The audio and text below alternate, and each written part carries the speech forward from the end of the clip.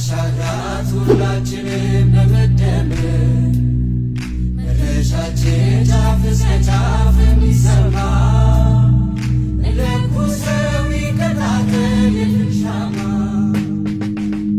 የመደመር የውጭ ግንኙነት ፍልስፍና ሀገራት በፖለቲካዊና ኢኮኖሚያዊ ጉዳዮች ላይ ትብብራቸውን ከጨመሩ በመካከላቸው የሰከነ የውጭ ግንኙነት ይኖራል ብሎ ያምናል።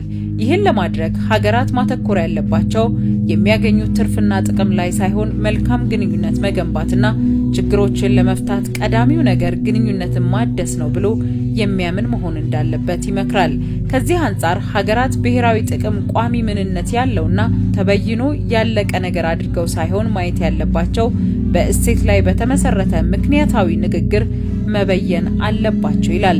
የመደመር መንግስት በሀገራት መካከል የኢኮኖሚ ትስስርን ማጠናከር ከመልካም ግንኙነት ባለፈ በዓለም አቀፍ መድረክ ሀገራት ተደማጭነት እንዲኖራቸው ያስችላል ይላል።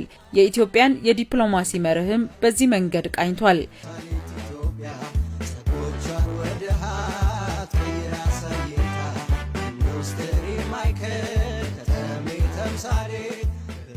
የመደመርን የእይታ መሰረቶች በውል ባለመረዳት አለያም ሆን ብሎ በዋልታ ረገጥ አመለካከት በተቃኘ ትችት የመደመርን ዓለም አቀፍ ግንኙነት እይታ የሚተቹ አካላት የብልጽግናን መደመራዊ ገቢር ነበብ አካሄድን የድክመት ነጥብ አድርገው ለማቅረብ ይሞክራሉ።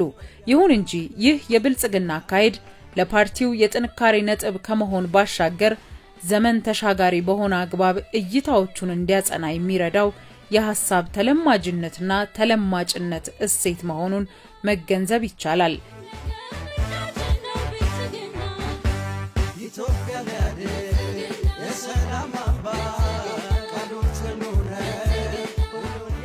በኢትዮጵያ የፖለቲካ ባህል ውስጥ ለዘመናት በገዥነት የቆየው እሳቤ ለአንድ ርዕዮተ ዓለም ተአማኒ ሆኖ በተቸካይነት መቆየትን ከአቋም ጽናት ጋር አቆራኝቶ የመመልከት አዝማሚያ ፈጥሯል። ከመደመር የውጭ ግንኙነት ፍልስፍና የምንረዳው ዋናው ነገር ፍጹም የሆነ የውጭ ግንኙነት እሳቤ እንደሌለና ሙሉ የሆነ የውጭ ግንኙነት ምልከታ ለማግኘት ሚዛኑን የጠበቀ ከሁሉም ለመማር ፈቃደኛ የሆነና ሰፊ አስተሳሰብ ያለው እሳቤ ማራመድ አስፈላጊ መሆኑን ነው።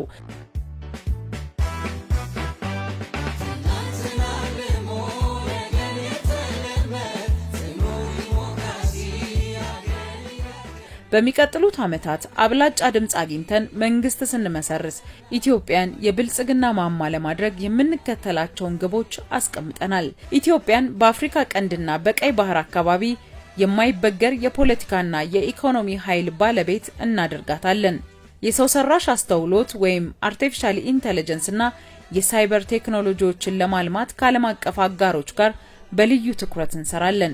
ይህም ለወጣቶቻችን ዘመናዊ የሥራ መስኮችን ይከፍታል።